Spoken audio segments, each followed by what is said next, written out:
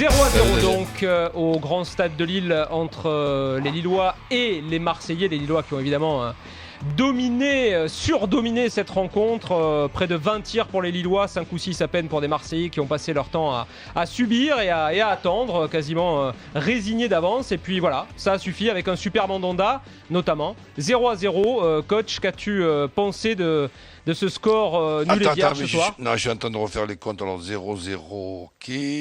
Moins de 3 buts dans le match, ok.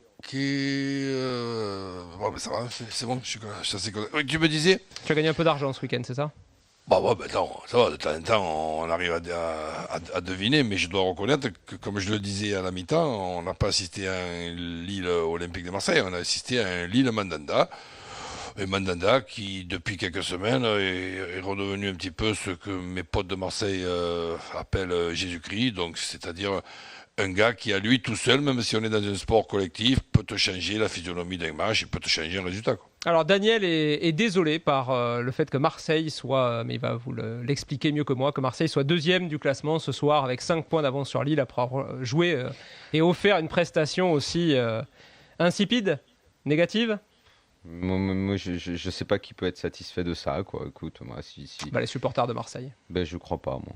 Je crois pas. Enfin, à un moment, il faut que la passion laisse place à la raison, et il suffit de raisonner 2 minutes et de trouver ça dramatique. Et si moi je suis supporter de l'OM, je trouve ça dramatique parce que je sais pas quelle histoire on te raconte, où on va, qu'est-ce que devient mon club, je vais où, quoi. Je vais en Ligue des Champions, ok, très bien. Pour faire quoi je vais aller en Ligue des Champions? Non, mais pour faire quoi? Bah pour améliorer déjà l'ordinaire économique de ton club, avec 30 ou 40 millions de recettes, en attendant la livraison de ton grand stade qui va arriver rien du tout. Tu vas prendre 3 jours en mois. bois, tu feras rien, et puis tu pourras pas faire les championnats Ligue des Champions, tu te feras taper en poule, enfin tu feras quoi? Quelle histoire tu raconteras? Bon, on arrête alors? Quel est le projet? Non, mais c'est pas que tu arrêtes, joue au foot, merde, joue au foot, pense à ton public. Et s'ils ne peuvent pas faire mieux, coach? Mais tu peux pas ne pas faire mieux, tu peux pas faire mieux que ça, t'es obligé de faire mieux que ça. C'est pas du foot qu'on voit chez nous, il y a qu'en Ligue 1 qu'on voit ça. Il y a qu'en Ligue 1 qu'une équipe qui est deuxième du classement, elle est là pour jouer le 0-0. C'est le seul but, et Mandanda est l'homme du match. Mais applaudissez, faites la fête. Daniel. Deuxième du championnat, c'est génial, bravo. Bravo. Non, mais moi je vais pas jusque là, mais je vois quand même les choses un petit peu différemment. C'est fantastique. Que dans le match de ce soir, avant de parler de la prestation moyenne de l'Olympique de Marseille, on ne peut pas déjà parler de la bonne prestation lilloise, parce que quand tu es l'Olympique de Marseille et que tu as les moyens que tu as et que tu te déplaces avec un quatuor offensif, c'est pas pour jouer le 0-0. Bah c'est ce qu'ils ont fait pourtant.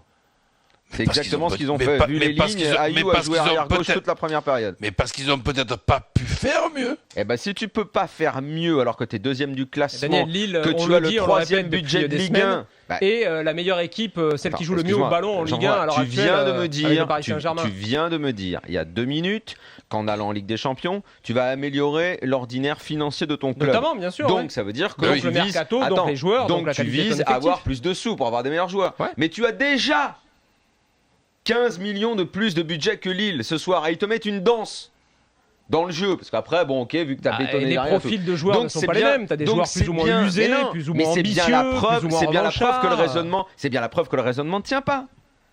Puisque l'amélioration de ton ordinaire financier n'améliorera pas ton jeu, puisque ton jeu c'est de la merde, et je ne vois pas comment tu vas l'améliorer. Tu garderas le même entraîneur, tu vas pas renouveler totalement l'effectif, et la plupart des équipes de Ligue 1 jouent comme ça. Donc ne venez pas me dire que tu vises une amélioration de l'ordinaire.